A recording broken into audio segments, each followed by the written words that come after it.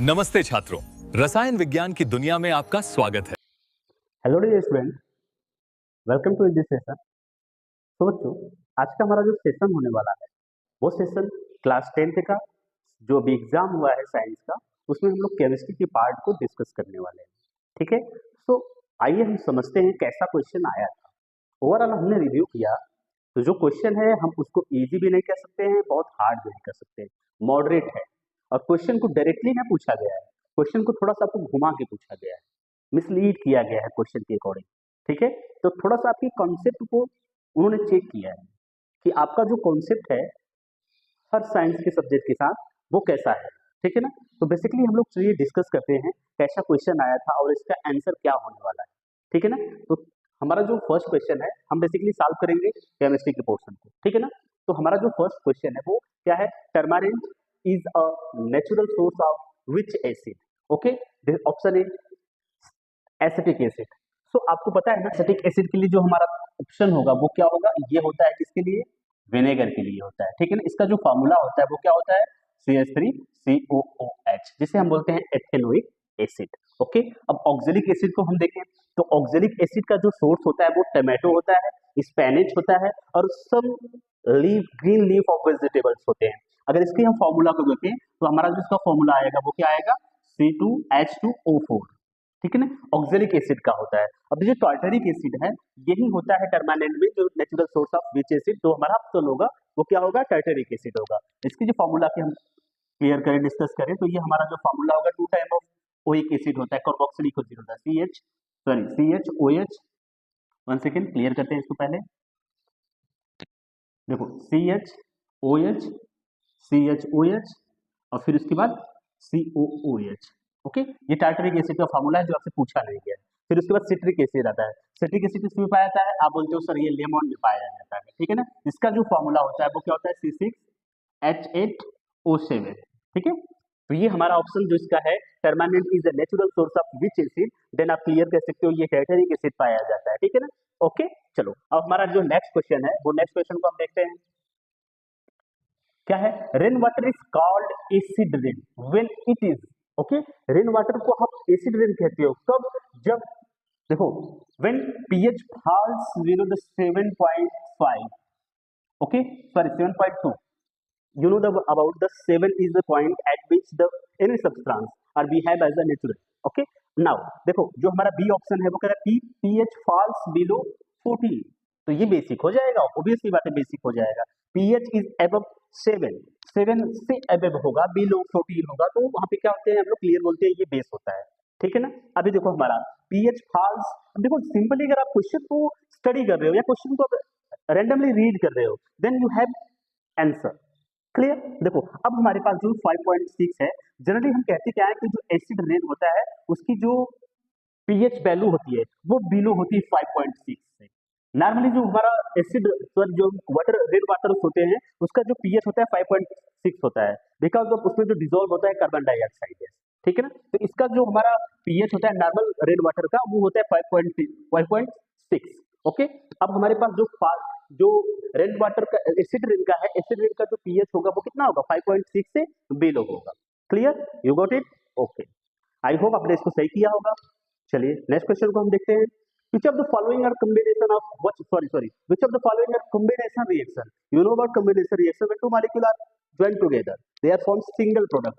ठीक है, तो वहां पर क्या होगा, सिंगल प्रोडक्ट का फॉर्मेशन हो रहा है। डेफिनेशन क्लियर है ना, जब डेफिनेशन क्लियर होगा तो हमको यहाँ पर देख रहे हैं ये क्या है, KClO3।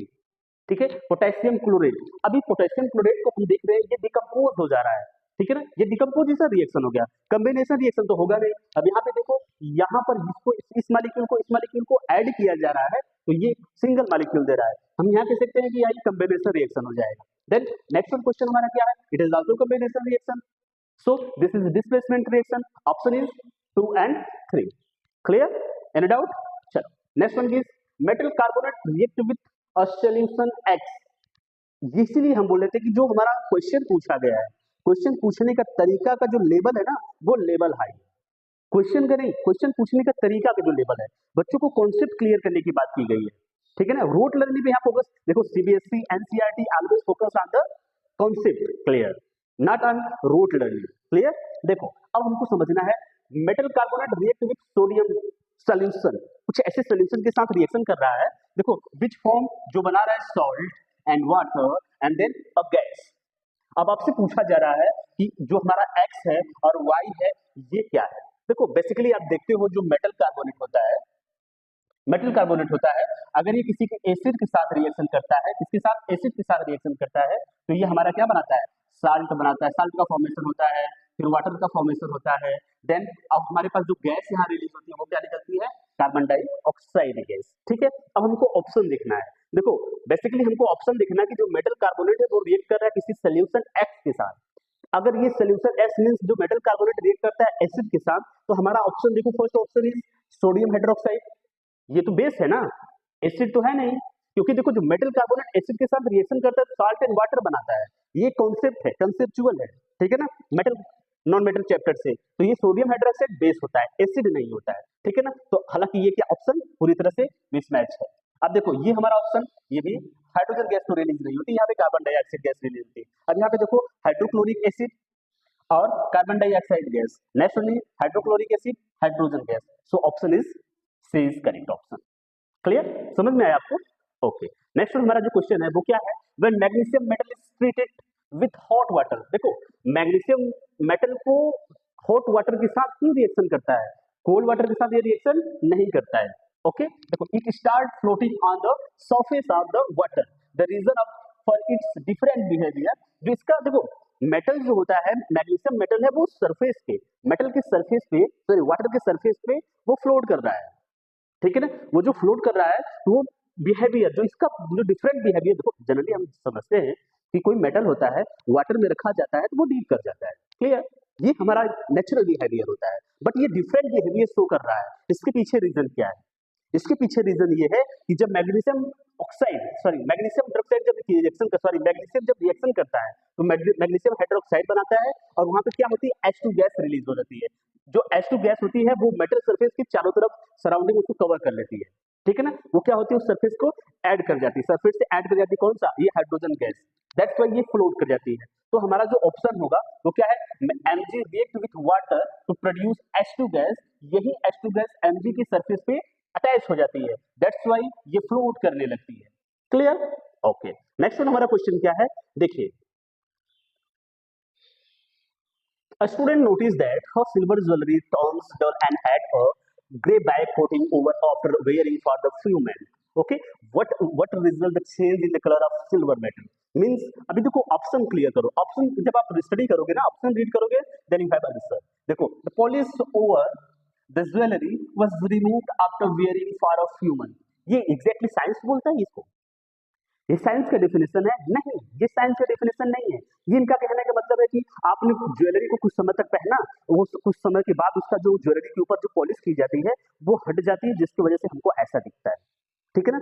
देखो हम बात कर रहे हैं किसकी, सिल्वर ज्वेलरी की बात कर रहे हैं, ठीक है, एजी की बात कर रहे हैं। अब देखो नेक्स्ट वन हमारा क्या है, the jewellery comes in the contact with air, moisture and acid and the Corel, ठीक है ना। अभी बोल रहे हैं कि जो ज्वेलरी हमारी है वो मॉइस्चर के साथ में आती है, फिर एयर के साथ में कांटेक्ट में आती है, देन आफ्टर एसिड की कांटेक्ट में आती है, मे बी देखो हमारे जो एटमॉस्फेयर है एसिड प्रेजेंट है उसके कांटेक्ट में आती है, तो जो सिल्वर का जो कलर होता है वो कोरेड हो जाता है, ठीक है, जिसे आप हिंदी में अगर बोलना चाहिए उसका कोरेजन हो जाता है या फिर क्षरण हो जाता है, ठीक है ना। तो अब देखो यहाँ पे जो फॉर्मेशन हो जाता है वो हो जाता है Ag2S का, दैट्स वाई जो हमारा सिल्वर होता है वो एज ए ब्लैक दिखता है, ठीक है ना, हमें लगता है कि जो पॉलिश की गई थी वो पॉलिश हट गई है। नेक्स्ट क्वेश्चन थोड़ा देख लो, 10 particles option, 10 particles over the jewellery change its colour, ये बोल रहे हैं कि जो 10 पार्टिकल है जो हमारे ज्वेलरी पर वो उसकी वजह से चेंज हो रहा है। देखो its colour is change due to the rusting, rusting are used for iron not for jewellery, वो sorry silver, it is used for basically used for iron not for silver. Okay, now next one question is ferrous sulfate is crystal are heated in the test tube, we observe that, हमने observe किया, क्या observe किया, देखो a colour gas, a colourless gas with no smell is evolve, ऐसा gas बनना जिसके में कोई स्मेल नहीं है, brown gas is evolve. Next one is green colour of salt fade and a gas with a smell of burning sulphur evolve, ठीक है। और नेक्स्ट वन क्वेश्चन क्या है, the green colour of salt fade no gas is involve, no gas means it is not possible that कि अगर किसी sulphate के साथ या कोई कंपाउंड रिएक्शन कर रहा है उसमें से गैस रिलीज ना हो। देखो जो हमारा फेरस सल्फेट होता है ना FeSO4, ये बेसिकली ऐसे ओपन में नहीं पाया जाता है, ठीक है ना। जब भी FeSO4 को रखा जाता है वो हेमी हाइड्रेट मतलब कुछ उसके साथ वाटर मॉलिक्यूल्स लगे होते हैं। अब ये वाटर मॉलिक्यूल्स जब आप इसको हीट करोगे ना तो ये डिहाइड्रेट हो जाएगा, वाटर मॉलिक्यूल्स में से बाहर चला जाएगा, केवल FeSO4 बचेगा। जब आप FeSO4 को वापस से हीट करोगे देन आफ्टर ये चेंज होता है तो इसमें गैस रिलीज होती है, कौन सा SO2 and SO3, sulphur dioxide sulphur trioxide. That's why ये क्या होता है, सल्फर का जो बर्निंग ऑफ सल्फर का इवॉल्व होता है। क्लियर? तो हमारा जो ऑप्शन है ये ऑप्शन कौन सा सही होगा, सी वाला। क्लियर? आपको समझ में आया ना? चलो नेक्स्ट हमारा क्वेश्चन है, वो क्वेश्चन क्या है हमारा। अच्छा क्वेश्चन का थोड़ा सा सिंपल वे में तरीका समझ लो कि ये देखो इस पे आपको डिस्कस करना है। बेसिकली जो हमारा वीडियो बन रहा है अभी, जो हमारा सेशन बन रहा है, ये सेशन बेसिकली हेल्प करेगा क्लास 10 के स्टूडेंट के लिए, आपको कोई हेल्प नहीं करने वाला है क्योंकि उन्होंने जो करना था वो उन्होंने करके आया। अभी जो ये हेल्प करने वाला है ये क्लास 9 के स्टूडेंट को करेगा, जहां क्लास 9 के बच्चों को थोड़ा सा डीप लर्निंग समझना चाहिए, ठीक है ना, सब्जेक्ट को समझना चाहिए, रोट लर्निंग पर फोकस मत करिए। देखो क्वेश्चन दिया गया है, अब क्वेश्चन का तरीका देखो 24 का, two statement are given. Okay, यहाँ पर दो स्टेटमेंट गिवन किया गया है, वन लेबल एस, एक को बताया गया असर्शन ए, दूसरे को बताया गया रीजन आर। ठीक है, एक को बताया गया असर्शन ए, दूसरे को बताया गया reason R. Select the correct answer to this question from the code ABCD। अब ABCD कोड क्या है, देखो कोड ए हमारा क्या है, both assertions A and reason R are, true सही है, असर्शन और रीजन दोनों सही है, and reason R is the correct explanation of assertion A. Means अब ये जो रीजन आर है ना वो सही से एक्सप्लेन कर रहा है किसको, असर्शन, जो कारण दिया गया है ए, असर्शन ए दिया गया उसको अच्छे से एक्सप्लेन कर रहा है। Means clear? देखो ऑप्शन बी, अब इसको हमको तब लगाना है, तब इसको टिक करना है कि हमारा ऑप्शन बी सही होगा जब assertion A and reason R दोनों ट्रू हो, दोनों क्या हो, ट्रू हो, but reason R is not correct explanation of assertion A. Okay, यहां पर एक टर्म कंडीशन है, सी वाला देखिए, असर्शन से A is true but reason R is false. ठीक है, अब देखो assertion A false but reason R is true, यहां पर ए ट्रू था आर फॉल्स था, यहां पर ए फॉल्स है आर ट्रू है। तो आपके पास टर्म कंडीशन क्वेश्चन दिए जाएंगे, आप इसमें से आप कोड को सेलेक्ट करना है, which one code is correct answer. ठीक है, चलिए हम समझते हैं। देखो हमारे पास क्वेश्चन में दिया गया है assertion A, come carbon show the property of catenation, carbon catenation की प्रॉपर्टी शो करता है। सो आप बोलते हो यस कार्बन केटेनेशन की प्रॉपर्टी शो करता है, that's why they are attached to other atoms, okay, by linking the single carbon atom, just like ऐसे ये बॉन्डिंग करता है, ऐसे क्या करता है, सबके साथ बॉन्डिंग करता है, तो इनके में केटेनेशन पाया जाता है, ये तो क्लियर है। देखो रीजन क्या है हमारा, carbon carbon carbon single bond carbon is weak due to the small, ये फैक्चुअल नहीं है। देखो जो हमारा कार्बन कार्बन सिंगल बॉन्ड होता है स्मॉल साइज की वजह से वो स्ट्रांग होता है, ठीक है ना, इसमें इफेक्टिवली ओवरलैपिंग पाई जाती है। दैट्स व्हाई ये जो हमारा रीजन है वो रीजन मिस्टेक है, रीजन क्या है, रॉन्ग है, और ये एक्सप्लेन भी नहीं करेगा। सो हमारा जो ऑप्शन होना चाहिए, इसमें जो ऑप्शन होना चाहिए ए हमारा सही है, रीजन हमारा गलत है, फॉल्स है। तो देखो assertion A is true, reason R is false, यही हमारा क्या होगा, करेक्ट आंसर होना चाहिए। ओके, नेक्स्ट वन हमारा जो क्वेश्चन होना चाहिए वो कौन सा क्वेश्चन होगा बच्चा, एक सेकेंड आप देखिए जरा,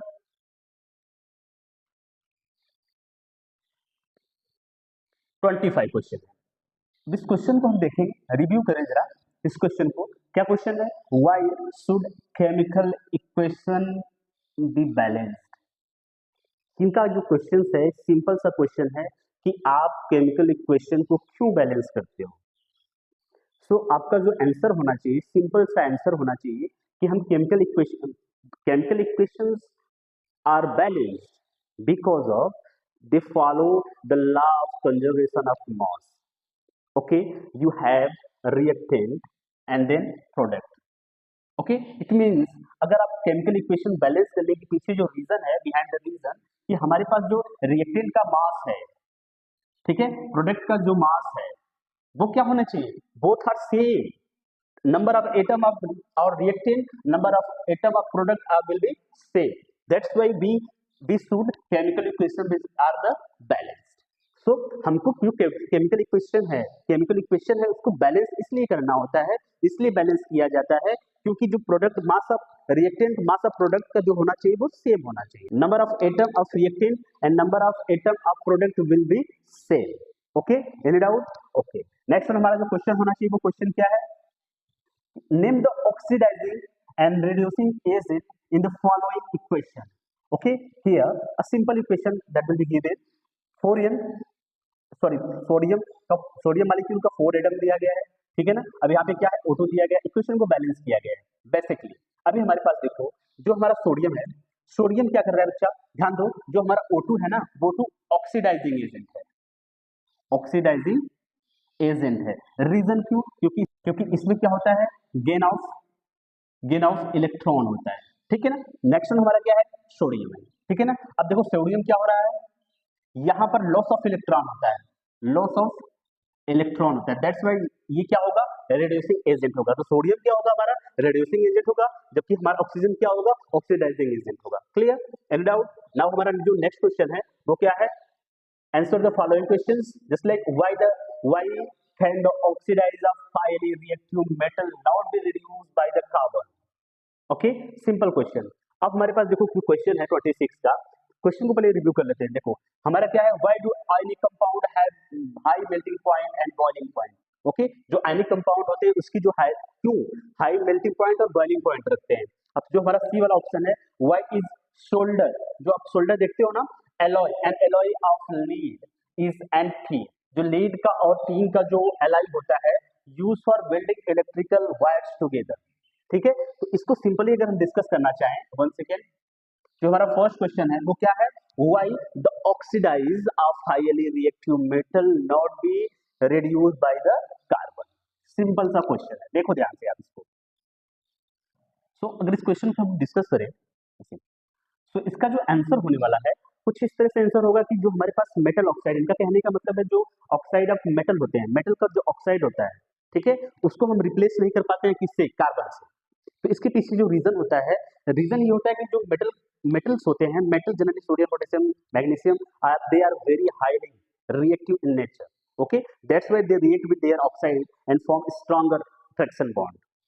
ओके, सो वहां पर जो स्ट्रॉन्गर अट्रैक्शन बॉन्ड होता है उनके ऑक्साइड से, ठीक है ना। ये क्या होते हैं, जो मेटल्स होते हैं वो कार्बन के कंपैरिजन में ज्यादा रिएक्टिव होते हैं, ऐसा आप कह सकते हो, ठीक है ना। कार्बन कंपैरिजन में ज्यादा रिएक्टिव होते हैं, इसके लिए वो क्या करते हैं, वहां पर जो मेटल और ऑक्साइड के बीच में बॉन्डिंग होती है, किसके बीच में, मेटल और ऑक्साइड के बीच में जो बॉन्डिंग होती है, इसको आप कार्बन से रिप्लेस इसलिए नहीं कर पाते हो क्योंकि जो मेटल की जो रिएक्टिविटी होती है वो बहुत ज्यादा होती है comparison to carbon. Carbon comparison में जो मेटल की रिएक्टिविटी होती है बहुत ज्यादा होती है, that's why they can not easily replace the metal from their oxide. Okay, this is clear answer about the questions. Next one हमारा जो क्वेश्चंस होगा वो क्या है, what do ionic compound have high melting and boiling point. बहुत simple question है, इसको अब जरा देखिए। तो मीन्स यहाँ पर क्या है, इसका जो क्वेश्चन का मीन्स है, जो आयनिक कंपाउंड्स होते हैं उनकी जो उनका जो मेल्टिंग एंड बॉइलिंग पॉइंट होता है वो हाई होता है। You know about ionic compound are made up by the positive and negative ion. Okay, when two poles are present, then here a strong electrostatic attraction are work. Okay, यहाँ पर जो लगने वाला फोर्स होता है वो स्ट्रांग इलेक्ट्रोस्टैटिक फोर्स लगता है, अट्रैक्शन लगता है, ठीक है ना। यहाँ पर इलेक्ट्रोस्टैटिक अट्रैक्शन लगता है। इलेक्ट्रोस्टैटिक अट्रैक्शन कब होता है, जब वहाँ पे दो डिफरेंट चार्ज होते हैं, just like positive and negative charge होते हैं। यहाँ पे जो अट्रैक्शन होगा वो इलेक्ट्रोस्टैटिक अट्रैक्शन होगा, जिसकी वजह से जो बॉन्डिंग होती है इनके बीच में बहुत स्ट्रांग होती है। अब इसको जो ब्रेक करने के लिए, इसकी बॉन्डिंग को ब्रेक करने के लिए हमको हाई थर्मल हीट चाहिए होती है, हमको हाई थर्मल हीट चाहिए होती है, जिसकी वजह से इसका जो मेल्टिंग पॉइंट होता है, इसका जो बॉइलिंग पॉइंट होता है वो हाई होता है, ठीक है ना। You can clearly say that the strong due to strong electrostatic attraction of force. Okay, the answer of this question is strong electrostatic attraction of force. आपको एग्जैक्टली समझ में आया कि किसी के पास अगर दो चार्ज होते हैं, डिफरेंट चार्ज होते हैं, इनके बीच में डिफरेंट पॉजिटिव और नेगेटिव चार्ज, तो इनके बीच में एक strong electrostatic attraction of force लगता है। ओके, जिसकी वजह से इनके बीच का जो बॉन्डिंग होता है वो स्ट्रांग हो जाता है। फिर अगर इसको हमको ब्रेक करना होता है तो हमको हाई थर्मल एनर्जी चाहिए होती है। ओके, जिसकी वजह से हमें इसका जो मेल्टिंग और बॉइलिंग पॉइंट होता है वो कुछ ज्यादा होता है, हाई होता है। आए आप समझ में? चलिए नेक्स्ट क्वेश्चन को हम देखते हैं। हमारा जो नेक्स्ट क्वेश्चन है कि वाई शोल्डर ऑफ, देखो क्वेश्चन हमने आपको क्लियर कर दिया है कि देखो यहाँ पर जो वाई शोल्डर आपको देखोगे ना, जो आपको कनेक्ट करने के लिए यूज किया जाता है। देखो जो शोल्डर्स होते हैं ना, इनकी जो मेल्टिंग पॉइंट होती है बहुत कम होती है, जस्ट लाइक आपको तीन यूज करें, ठीक है ना, लीड यूज करें, तो देखो इसका जो मेल्टिंग पॉइंट होता है बहुत कम होता है। ये आसानी से क्या हो जाते हैं, मेल्ट हो जाते हैं। मेल्ट होने के बाद जिस पे जहां पर आप यूज करते हैं ना, वहां पर अच्छे से उसको क्या होते हैं, सॉलिड में कन्वर्ट हो जाते हैं आफ्टर सम टाइम, ठीक है ना, ये सॉलिड में कन्वर्ट हो जाते हैं। अब इसका जो बेसिक सा इफेक्टिवली रीजन है, ये जो हम शोल्डर यूज करते हैं, ये क्या होता है, कंडक्टिविटी को बनाए रखता है। वापस ये जब हार्ड होता है, ये कंडक्टिविटी को बनाए रखता है। इसके पीछे सिंपल सा रीजन यही है, ठीक है ना। तो हम इसलिए यूज करते हैं क्योंकि देखो इसका जो मेल्टिंग पॉइंट होता है बहुत कम होता है, इजीली इसको मेल्ट कर सकते हैं। फिर जहां पे हम वायर को अटैच करना होता है, जहां पे अच्छे से इसको अटैच करना होता है, वहां पर उसको अटैच कर लेते हैं without affecting there chemical behaviour. Okay, अब हमारा जो 27 क्वेश्चन है, इसको हम अटेम्प्ट करने वाले हैं। देखो इसमें क्या हो गया, टू ऑप्शन, दो क्वेश्चन दिए गए और करके दिया हुआ। या तो अगर आपको ए वाला पोर्शन अच्छे से आ रहा है तो आप ए वाला पोर्शन करिए, यदि आपको बी वाला पोर्शन अच्छे से आ रहा है तो आप बी वाला करो, ठीक है ना। जो क्वेश्चन आपको अच्छे से आ रहा है उसको करो, लेकिन हमको सॉल्व करना है तो हमने अच्छे से सबको करना है। देखो क्वेश्चन जो हमारा ए है, इसमें देखो जो ऑप्शन सॉरी क्वेश्चन जो 1 है, इसमें देखो right one example of each one metal that is soft and that it can be cut with knife. ऐसा कोई मेटल बताओ जिसको आप नाइफ से कट कर सकते हो, ठीक है ना। तो देखो एक ही मेटल पूछा है तो सोडियम रखते हो, पोटेशियम भी कट किया जा सकता है, लिथियम भी कट किया जा सकता है, तो सोडियम आप यहाँ पर रख सकते हो। And one non metal that is good conductor of electricity, okay, that is good conductor of electricity, आप कह सकते हो ग्रेफाइट। क्या होता है, ग्रेफाइट। ये क्वेश्चन बहुत सिंपल आया हुआ था, graphite, graphite is allotrope of carbon, clear. अब इसमें इलेक्ट्रिसिटी कंडक्ट होती है, ओके। चलो नेक्स्ट क्वेश्चन हमारा क्या है, using the electronic configuration explain how magnesium atom combine with oxygen to form magnesium oxide by the transfer of electron. अब देखो इसमें सिंपल सी बात आपको बड़ा इजी सा कर दिया है कि अगर आपको let us suppose for 1 minute की दैट आपको mg का एटॉमिक नंबर नहीं याद है और ऑक्सीजन का एटॉमिक नंबर नहीं याद है, वो मेंशन किया है। बोल रहा है कि आपको करना क्या है, देखो जब हम इसमें सिंपल सा क्वेश्चन देखो, mg जो है इसका जो एटॉमिक नंबर है 12 है, ठीक है ना। अगर हम इसका इलेक्ट्रॉनिक कॉन्फ़िगरेशन करें बेसिक 2 8 2, ओके। नेक्स्ट हमारा क्या है, ऑक्सीजन है, ऑक्सीजन की एटॉमिक इलेक्ट्रॉनिक कॉन्फ़िगरेशन क्या हो जाएगा, 2 6 हो जाएगा। यू नो अबाउट, कोई भी मेटल्स होते हैं, अच्छे से आपको पता है ना, कोई भी मेटल्स होते हैं वो स्टेबल इसलिए होते हैं क्योंकि उनकी आउटर मोस्ट सेल में 8 इलेक्ट्रॉन होने चाहिए। जितने भी मेटल्स होते हैं उनकी आउटर मोस्ट सेल में 8 इलेक्ट्रॉन रहेंगे तो वो स्टेबल माने जाते हैं। तो every metal want to become stable by donating of electron, by accepting of electron, whatever, okay. So अब हमारे पास जो मैग्नीशियम है, मैग्नीशियम के आउटर मोस्ट सेल में इलेक्ट्रॉन कितना है, 2। अब देखो इसके पास प्रॉब्लम में ये है कि अगर ये अपना 2 इलेक्ट्रॉन रिमूव कर दे तो इसको स्टेबिलिटी मिल जाएगी, ओके। अब हमारे पास ऑक्सीजन क्या है, ऑक्सीजन के आउटर मोस्ट सेल में 6 इलेक्ट्रॉन है। अगर ये want to become 8 equal to become 8, so अगर ये क्या करेगा, इलेक्ट्रॉन को एक्सेप्ट करेगा, किसके साथ एक्सेप्ट, जिसके साथ बॉन्डिंग करना है। तो mg के साथ अगर बॉन्डिंग कर रहा है तो 2 इलेक्ट्रॉन ये एक्सेप्ट कर देगा, दैट्स व्हाई जो mg है वो mg+2 चार्ज हो जाएगा और O2 क्या हो जाएगा, -2 चार्ज हो जाएगा। ये सिंपल सा आपको रिएक्शन देना है, क्लियर आया समझ में। या तो आप इसको करो, ये तो इजी था, बहुत इजी था। चलिए अब बी वाले को देख लेते हैं क्या रीजन है इसके पीछे। देखो metal sulphide and carbonate should be converted to their metal oxide in the process of extraction of metal। Question में अच्छा सा प्रॉपर अंडरस्टैंडिंग लेवल से है। Aluminium oxide is considered as an amphoteric oxide, okay. Now next one is metal like sodium, potassium, calcium, magnesium are never found in their free state in the nature because they are highly reactive in the nature. ये तो simple सा question है। Next हमारा पहला जो question है इसको थोड़ा डिस्कस करते हैं। Metal sulphide and carbonate should be converted to their metal oxide in the process of extraction of metal, clear. अब आपको समझना जो मेटल सल्फाइड है और जो कार्बोनेट है ये इनके ऑक्साइड में कन्वर्ट किए जाते हैं, कब, जो मेटल का एक्सट्रेक्शन फॉलो किया जाता है। ओके, इसको डिस्कस कर लेते हैं थोड़ा सा। सो क्वेश्चन 1 जो कहता है बच्चा, जो मेटल ऑक्साइड होता है, मेटल ऑक्साइड को इजीली आप रिड्यूस कर सकते हो कोई भी रिएजेंट यूज करके, कोई भी ऑक्सीडाइजिंग रिएजेंट यूज करके इसको इजीली आप रिड्यूस कर सकते हो कंपेरिजन टू मेटल सल्फाइड और कार्बोनेट के कंपेरिजन में। रीजन क्यों होता है? क्योंकि जो ऑक्साइड होता है ये बाइनरी होता है, किसका? ऑक्सीजन का। आपको पता है जो मेटल है और ऑक्सीजन के बीच में जो बॉन्डिंग होती है, और जो ऑक्सीजन होता है, ऑक्सीजन के ऊपर क्या होता है? नेगेटिव चार्ज होता है। नेगेटिव चार्ज मीन्स इसके पास एक इनविजिबल पावर होती है। इनविजिबल पावर जस्ट किसी के साथ बॉन्डिंग करता है तो वो इसको इलेक्ट्रॉन को जो होता है अपनी तरफ खींच के रखता है। यही पावर होती है किसी नेगेटिव चार्ज एटम के पास, ठीक है ना। इसलिए हम बोलते हैं इसकी जो इलेक्ट्रोनेगेटिविटी होती है बहुत ज्यादा होती है। अब यहाँ पर मैटर को समझिए कि हमारे पास मेटल और ऑक्सीजन के बीच में बॉन्डिंग हुआ है। समझिए बस ऐसे कि मेटल और ऑक्सीजन के बीच में बॉन्डिंग हुआ है और ऑक्सीजन के पास इनविजिबल पावर है, ये इलेक्ट्रॉन को अपनी तरफ खींच के रखेगा। जब ये इलेक्ट्रॉन को अपनी तरफ खींच के रखेगा तो जो बॉन्ड होगा वो कमजोर हो जाएगा ना, वीक बॉन्ड हो जाएगा। दैट्स व्हाई इसको आप इजीली ब्रेक कर सकते हो। इसलिए जो मेटल ऑक्साइड होता है, मेटल से ऑक्साइड को इजीली आप क्या कर सकते हो? रिड्यूस कर सकते हो। इसका जो आंसर होगा ये होगा। अब देखो हमारे पास जो सेकंड वन आंसर है वो aluminium oxide is consider as amphoteric in the, एक सेकंड थोड़ा सा रफ करने दो मिनट बच्चा लोग। देखो aluminium oxide is considered as an amphoteric oxide. हमने इसको सोचा कि एम्फोटेरिक ऑक्साइड ये है, कंसीडर किया जाता है। रीजन क्यों? एम्फोटेरिक मींस क्या होता है? वो बिहेव करता है एसिड के साथ भी और बेस के साथ भी रिएक्शन करता है, ठीक है ना। इसलिए हम बोलते हैं ये क्या होता है? एम्फोटेरिक मींस उसके पास डुअलिटी होती है, डुअल कैरेक्टर होता है। वो एसिड के साथ भी रिएक्शन करता है और बेस के साथ भी रिएक्शन करता है।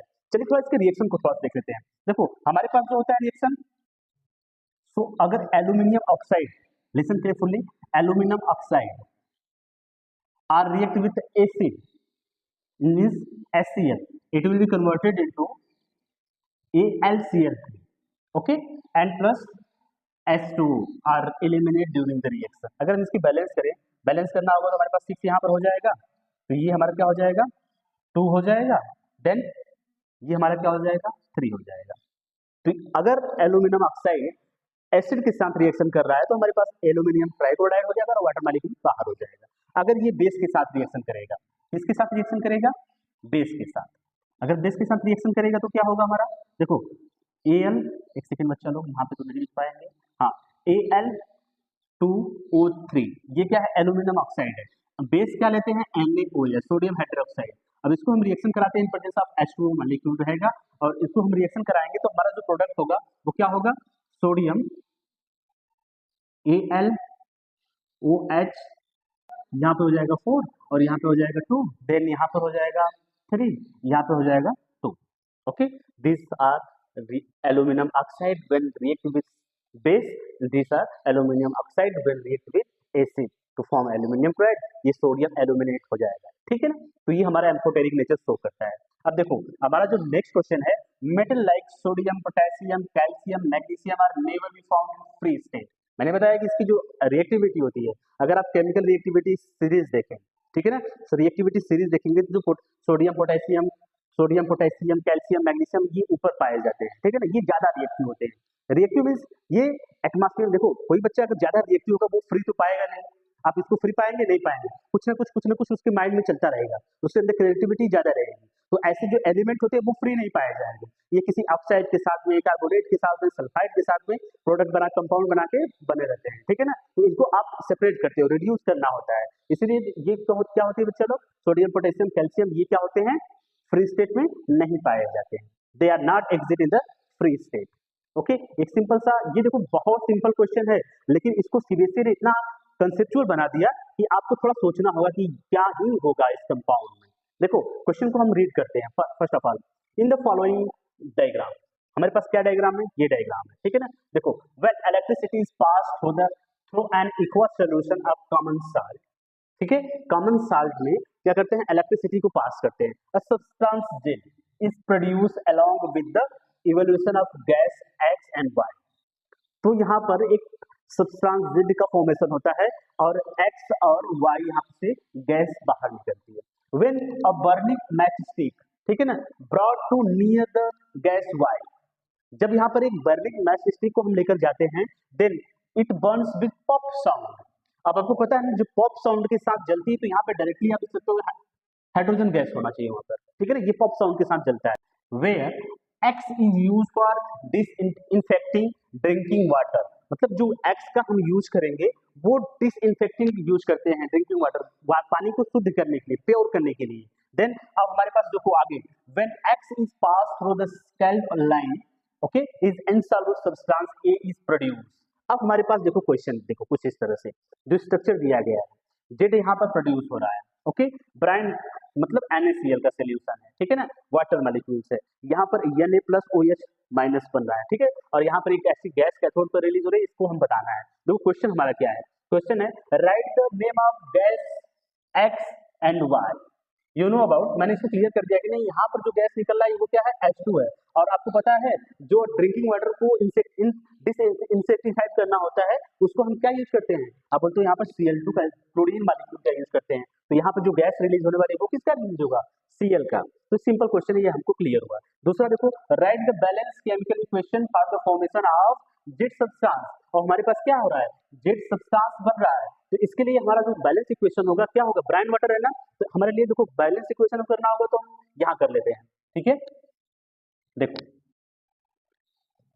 तो चलिए इसको करते हैं हम अच्छे से बैलेंस इक्वेशन की, तो चलिए इसको करते हैं, बैलेंस इक्वेशन को समझना है। देखिए clear, right the balance chemical equation for the formation, हमारे पास क्या है NaCl और यहाँ पर क्या है H2O, देन फॉर्मेशन हो रहा है जेड का, तो जेड हमको पता नहीं है, देखो क्या है NaCl, ओके। अब देन आप इसको हम रिएक्शन करते हैं H2O के साथ में, तो हमारे पास जो बेसिकली जो प्रोडक्ट बनना चाहिए वो क्या बनेगा, NaOH, ओके, और यहाँ पर जो गैस निकलने वाली है वो Cl2 गैस निकल रही है और H2 गैस निकल रही है, ये तो हमको रिएक्शन से क्लियर है, ठीक है ना। और यहाँ पर हम 2 मॉलिक्यूल लगा दे रहे हैं, तो यहाँ पे 2 मॉलिक्यूल्स, यहाँ पे 2 मॉलिक्यूल्स, तो हमारा केमिकल इक्वेशन बैलेंस होगा। तो जो जेड होगा वो क्या होगा, जेड होगा NaOH, clear.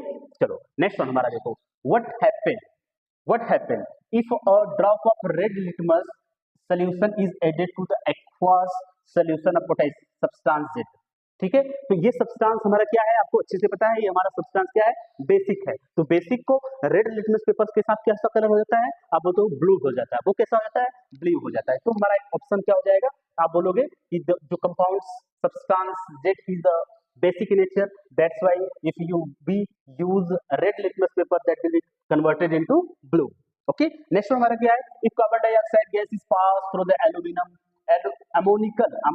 solution of the aqueous NaCl, तो इसके लिए देखो तो if carbon dioxide gas is passed through the ammonical solution of the aqueous NaCl, अब aqueous NaCl में ammonical solution को हम पास कर दे रहे हैं, ठीक है ना, इसमें कार्बन डाइऑक्साइड गैस क्या कर रहे हैं, पास कर रहे हैं। थोड़ा सा समझो जरा, थोड़ा सा समझने की जरूरत है, एक सेकेंड हम यहाँ पे करते हैं। सो हम अगर इसको डिफाइन करें तो सिंपल सा हमारा क्वेश्चन है कि NaCl का सोल्यूशन है, एक्वस सोल्यूशन है, तो NaCl, ओके, सोल्यूशन है H2O, अब हमको पास करना है क्या, कार्बन डाइऑक्साइड गैस, किसमें पास करना है, अमोनिकल सोल्यूशन में, NH3 में, ओके। सिंपल सा, ये हमारा क्या है, एक्वस है, ये हमारा क्या है, लिक्विड है, ये हमारा क्या है, गैस है, ये हमारा क्या है, एक्वस सोल्यूशन है। अब जो प्रोडक्ट का फॉर्मेशन होने वाला है वो प्रोडक्ट क्या होगा हमारा, क्लियर ध्यान दो, क्या होगा, NaHCO3 हो जाएगा, ओके। अब फिर उसके बाद हमारा क्या प्रोडक्ट बनने वाला है, NH4Cl, ओके, NH4Cl, ये क्या होगा, एक्वस मीडियम में होगा। तो ये हमारा जो प्रोडक्ट होगा कि अगर हम कार्बन डाइऑक्साइड गैस को पास करें किसमें, ammoniacal solution of aqueous NaCl, aqueous NaCl के सोल्यूशन में कार्बन डाइऑक्साइड गैस पास कर रहे हैं अमोनिकल सोल्यूशन में, तो हमारे पास सोडियम बाइकार्बोनेट का फॉर्मेशन हो रहा है और अमोनियम क्लोराइड बनेगा, ठीक है ना, सिंपल सा क्वेश्चन है। नेक्स्ट हमारा जो क्वेश्चन है उसको देखते हैं, देखो क्या है, identify the substance A and write the balance chemical question of reaction which take place in its preparation. अगर हम इस क्वेश्चन को समझे, क्वेश्चन क्या हमारा कह रहा है कि when X is passed through the scale line and insoluble substance A is produced। अब स्केल लाइन में अगर सोल्यूशन गैस X को पास करें तो हमारा गैस X क्या है, अब इसको पास करना है हमको किसमें, स्केल लाइन सोल्यूशन। सो स्केल लाइन का फॉर्मूला क्या होता है हमारा कि CaOH twice are react with chlorine gas, so it will be converted into bleaching powder, okay, and also H2O molecule eliminate during the reactions। Clear, simple सा reaction था और थोड़े से कंसेप्चुअल था। ये मुझे लग रहा है इस क्वेश्चन में, इस पेपर में सबसे हार्ड क्वेश्चन अगर बोला जाए तो इस पर थोड़ा कमांड करने की जरूरत है, ये थोड़ा सा अंडरस्टैंडिंग लेवल क्वेश्चन था, ठीक है ना। चलिए अब नेक्स्ट में हम लोग डिस्कस करेंगे 29 को, बहुत इजी क्वेश्चन है, थोड़ा सा इसको हमको समझना होता है 29 क्वेश्चन को। बेसिकली ध्यान दो अच्छे से कि यहाँ पर भी, सॉरी एक सेकेंड बच्चा लोग, यहाँ देखो इस क्वेश्चन को समझते हैं थोड़ा सा। क्वेश्चन को समझेंगे तो पहले देखो ध्यान से आप अच्छे से। अब कार्बन कंपाउंड पी, कोई एक कार्बन कंपाउंड पी है जिसका मॉलिक्यूलर फार्मूला क्या है, C2H6O is found to be neutral when tested with red and blue litmus paper। ये न्यूट्रल पाया गया। A gas that burns with pop sound is produced when the sodium metal react with the compound P। अब आपको समझ में आ रहा है, जब कोई कंपाउंड P के साथ कोई मेटल सोडियम मेटल रिएक्ट कर रहा है ना, तो इसके साथ एक ऐसे गैस रिलीज हो रही है जो पॉप साउंड के साथ जलती है। पॉप साउंड के साथ कौन सी गैस जलती है, तो आप बोलोगे सर वो जलती है H2 गैस। ठीक है, चलिए अब हम क्वेश्चन को थोड़ा समझते हैं। Identify the product P। सबसे पहले हमारा क्वेश्चन यही है, identify the compound P। Okay, तो हमको कंपाउंड P में समझना है कि जब ये सोडियम मेटल के साथ रिएक्शन कर रहा है ये कंपाउंड, तो ये क्या कर रहा है, हाइड्रोजन गैस रिलीज कर रहा है। तो अब बेसिकली कब होता है समझने की कोशिश करिए। नेक्स्ट वन हमारा देखिए, एक सेकंड पहले इसको समझ लेते हैं। अगर हम इसको समझें कि आइडेंटिफाई द फॉलोइंग कंपाउंड, तो हमारे जो फॉलोइंग कंपाउंड होने वाला है वो क्या होगा कि देखिए जो हमारा कंपाउंड है ना, ये कंपाउंड सोडियम मेटल के साथ रिएक्शन कर रहा है। तो हमारे पास कोई कंपाउंड है वो किसके साथ रिएक्शन कर रहा है, सोडियम मेटल के साथ रिएक्शन कर रहा है। तो हमको क्या बना रहा है, H2 गैस रिलीज कर रहा है। देन हमको समझना चाहिए कि जो हमारा कंपाउंड है वो क्या होना चाहिए। अगर हम यहाँ पर ले C2H6O, अगर हम इसको कन्वर्ट करें C2H5OH, ठीक है, अगर इसको देख लेते हैं C2H5OH रिएक्शन करते हैं किसके साथ, सोडियम के साथ। अब हमारे पास क्या होगा, H क्या होगा, एलिमिनेट हो जाएगा, सोडियम यहाँ चला जाएगा, एथॉक्साइड बना देगा, सोडियम एथॉक्साइड बना देगा। ठीक है, सोडियम एथॉक्साइड और H2 गैस रिलीज होगा। इसको अगर बैलेंस करोगे तो यहाँ पे 2 कर दोगे तो ये बैलेंस हो जाएगा, सोडियम एथॉक्साइड होगा। तो हमको क्लियर हो जाए कंपाउंड जो हमारा है वो क्या है, C2H5OH है, एथेनॉल है। क्लियर, H2 गैस रिलीज कर रहा है। अब देखिए नेक्स्ट क्वेश्चन क्या है, the compound P is heated with concentrate H2SO4 at the 440 kelvin to produce compound Q। Okay, अब इसके देखो, write the chemical equation for this reaction. इस रिएक्शन के लिए केमिकल इक्वेशन लिखना है, what is the role of concentrate H2SO4 in this reaction. Okay, first of all हमको ये रिएक्शन की केमिकल इक्वेशन को देखना होगा। ठीक है, चलिए हम इसको कुछ केमिकल इक्वेशन को समझ लेते हैं। देखिए हमारे पास तो क्या कंपाउंड दिया है, कंपाउंड मींस C2H5OH।